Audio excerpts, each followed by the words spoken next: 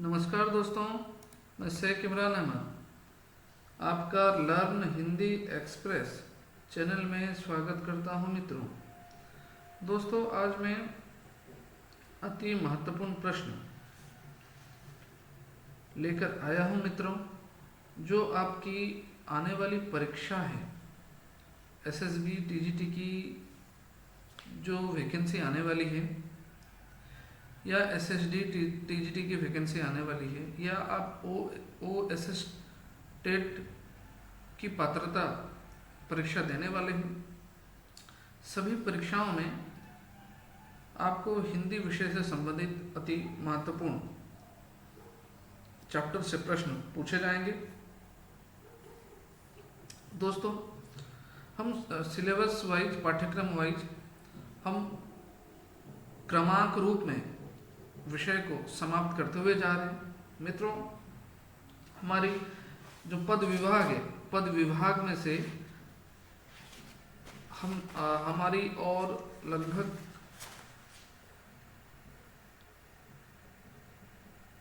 4 chapter है, ठीक है। उसके बाद ये समाप्त हो जाएंगे, क्योंकि हमने क्रमांक रूप में, यदि हम देखें क्रमांक रूप में हमने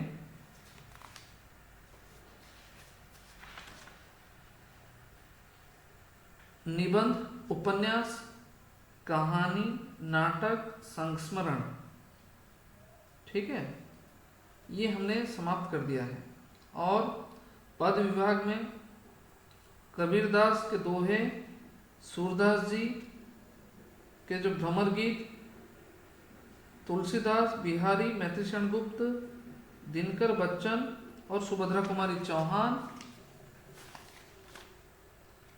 और प्रसाद के भारतवर्ष हिमाद्री, इतना हमने चैप्टर वाइज सभी कवि के या लेखक के जो विषय है हमने समाप्त कर दिया है। आप सिलेबस वाइज प्लेलिस्ट में हैं, आप जाकर देख लीजिएगा, शुरू से लेकर अंतिम तक समाप्त हो चुकी है। और आज जो हम पढ़ने वाले हैं, इसके बाद और 3 चैप्टर है, पद विभाग समाप्त हो जाएगा। और व्याकरण में भी मैंने कुछ व्याकरण से संबंधित आपको समाप्त करवा दिया है, और कुछ बाकी है वो हम समाप्त कर देंगे। उसके बाद भाषा प्रयोग से प्रश्न उत्तर करेंगे। उसके बाद हम मैराथन वाइज 2-2, 3-3 या 4-4 चैप्टर वाइज हम मैराथन करेंगे, ठीक है। और प्रीवियस ईयर प्रश्न भी हम देखेंगे, ठीक है बच्चों। तो बच्चों, यदि आप चैनल में नए हैं, लाइक कर दीजिए, ज़्यादा से ज़्यादा बच्चों को शेयर कर दीजिए, उन बच्चों तक वीडियो शेयर कर दीजिए जिन बच्चों के पास पढ़ने के लिए साधन नहीं है। और सब्सक्राइब करना ना भूलें, ऐसे ही महत्वपूर्ण वीडियो पाना चाहते हैं तो सब्सक्राइब करके ऑल नोटिफिकेशन ऑप्शन को प्रेस कर दीजिएगा, ताकि जो भी हिंदी विषय के संबंधित महत्वपूर्ण वीडियो लेकर आऊँ, सबसे पहले आप तक नोटिफिकेशन पहुँच जाया करें। और इस वीडियो के नीचे डिस्क्रिप्शन के नीचे में, मतलब इस वीडियो की डिस्क्रिप्शन के नीचे व्हाट्सएप ग्रुप की लिंक और टेलीग्राम चैनल की लिंक मैं दे दूंगा, वहाँ जाकर आप ज्वाइन कर लीजिएगा, ठीक है, ताकि जो भी पढ़ाई के संबंधित वीडियो लेकर आऊँ उस ग्रुप में मैं डाल दिया करूँगा, वहाँ से भी आपको वीडियो मिल जाएगा। तो चलिए दोस्तों, आज की कक्षा हम शुरू करते हैं। सर्वप्रथम ध्यानपूर्वक प्रश्नों को पढ़िएगा, उत्तर देने का प्रयास कीजिएगा। देखिए, आज हम अध्ययन करेंगे सुमित्रानंदन पंत जी के द्वारा लिखी गई कविता प्रथम रश्मि और ताज। इससे महत्वपूर्ण प्रश्नों को देखेंगे कि प्रतिवर्ष इससे प्रश्न आते ही आते हैं, ठीक है। देखिए, सर्वप्रथम 1 नंबर प्रश्न है, पंत जी को ज्ञानपीठ पुरस्कार मिला किस पर? पंत जी को ज्ञानपीठ पुरस्कार किस पर मिला? याद रखना, चिदम्बरा। इससे प्रश्न आते नहीं, लेकिन फिर भी हम तैयारी करते हुए जाएंगे, क्योंकि कब किस समय प्रश्न पूछ ले भरोसा नहीं है। पंत जी को ज्ञानपीठ पुरस्कार मिला किस पर? चिदम्बरा से। अच्छा, 1 नंबर का डी होगा उत्तर। 2 नंबर का देखिए, कवि प्रथम रश्मि कविता में किसे संबोधित करते हैं? कवि प्रथम रश्मि कविता में किसे संबोधित करते हैं? 2 नंबर का बताइएगा। 2 नंबर का उत्तर क्या होगा? विहंग बालिका। विहंग बालिका, 2 का बी होगा, ठीक है। 3 नंबर का बताइए, वह बालिका कैसे सोई हुई थी? वह बालिका कैसे सोई हुई थी? महत्वपूर्ण प्रश्न, इसमें से प्रश्न पूछे गए हैं, आ सकते हैं। वो बालिका कैसे सोई हुई थी? 3 नंबर का बताइए। आंखें बिछाकर, अपने हाथ खोलकर, अपना मुंह छिपाकर या पैर फैलाकर। 3 नंबर का क्या होगा, याद रखना बच्चों, 3 नंबर का सी होगा इसका उत्तर, अपना मुंह छिपाकर। 4 नंबर, द्वार पर पहरा देने वाला कौन था? नौकर, जुगनू, मालिक या चौकीदार। 4 नंबर का उत्तर बताइए। उत्तर होगा जुगनू, 4 का बी होगा। ठीक है, आगे 5 नंबर का बताइए। प्रश्नों को ध्यानपूर्वक पढ़िए।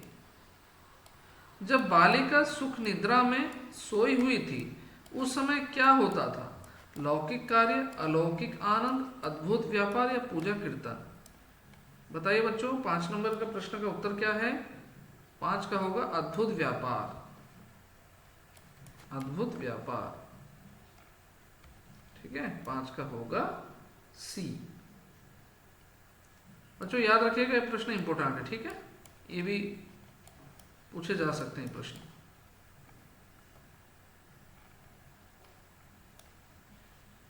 6 नंबर का बताइए। आकाश से धरती पर क्या फैल रही थी? चंद्रमा की किरणें, सूर्यालोक, आत्मा की शक्तियां या तारों का प्रभाव। बताइए 6 नंबर जो प्रश्न है इसका सही उत्तर क्या है? याद रखना, आकाश से धरती पर क्या फैल रही थी? आकाश से धरती पर क्या फैल रही थी? 6 नंबर का उत्तर चंद्रमा की किरणें, चंद्रमा की किरणें। आगे बढ़ते हैं, 7 नंबर देखिए।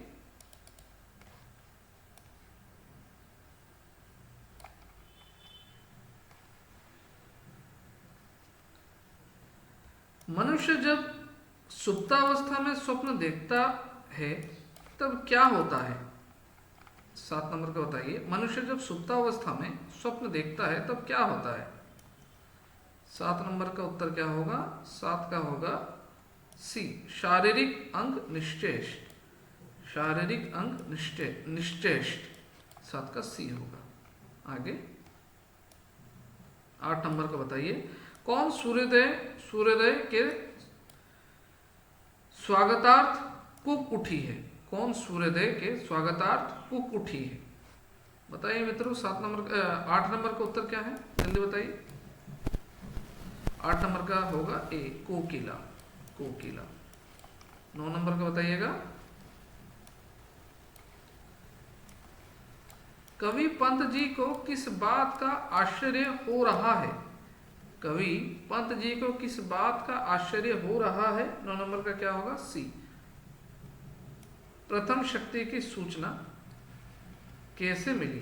प्रथम शक्ति की सूचना कैसे मिली? 9 नंबर का सी है उत्तर। ठीक है,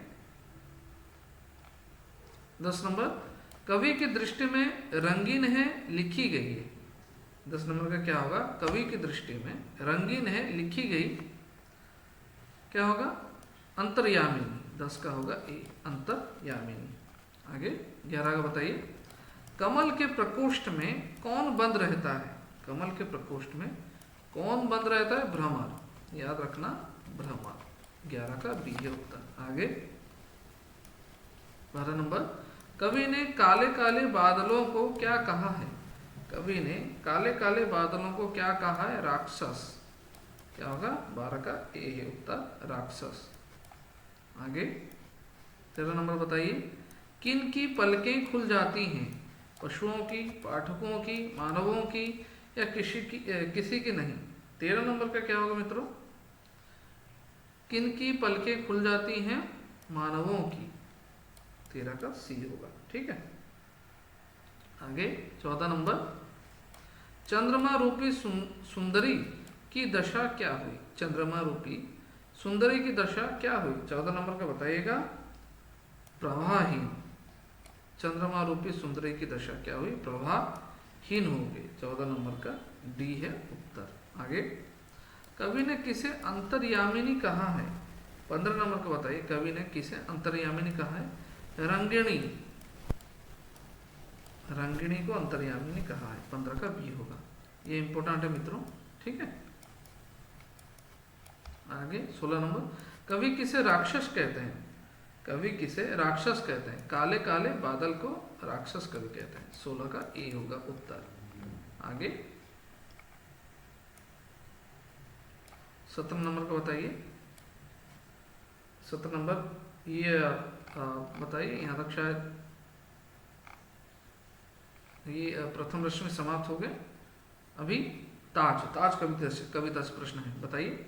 भ्रमर कहाँ बंद रहता है? 17 नंबर का भ्रमर कहाँ बंद रहता है? कमल के प्रकोष्ठ में। भ्रमर कहाँ बंद रहता है? कमल के प्रकोष्ठ में।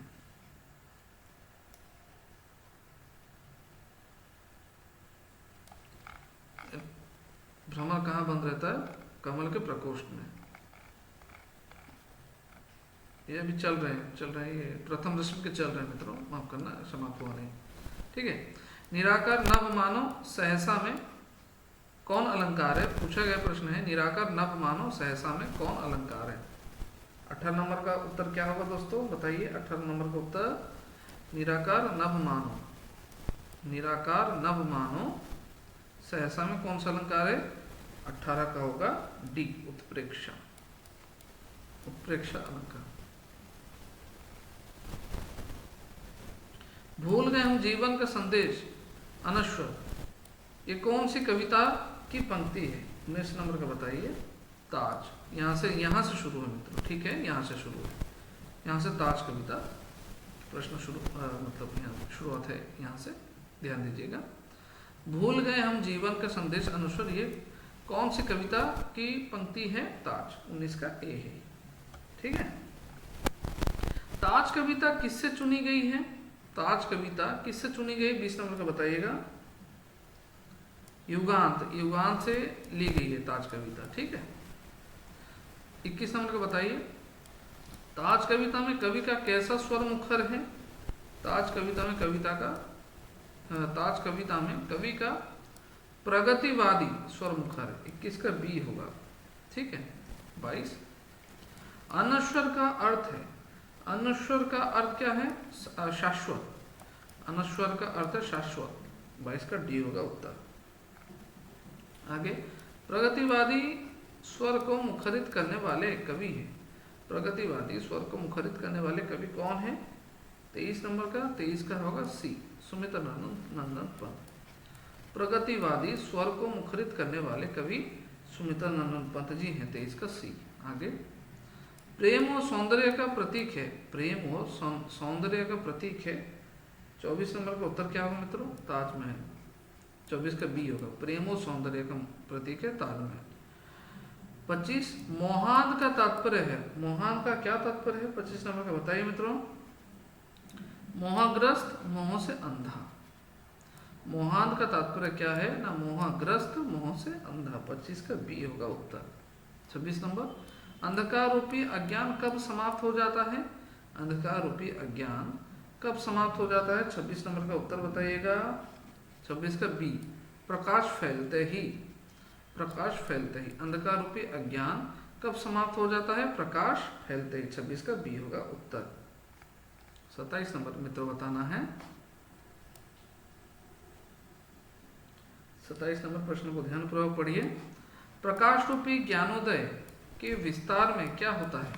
प्रकाश रूपी ज्ञानोदय के विस्तार में क्या होता है? 27 नंबर का उत्तर आपको बताना है, क्या होता है? 27 का सी, निराकार साकार हो जाता है, क्या होगा? निराकार साकार हो जाता है। आगे बढ़ते हैं हम। 28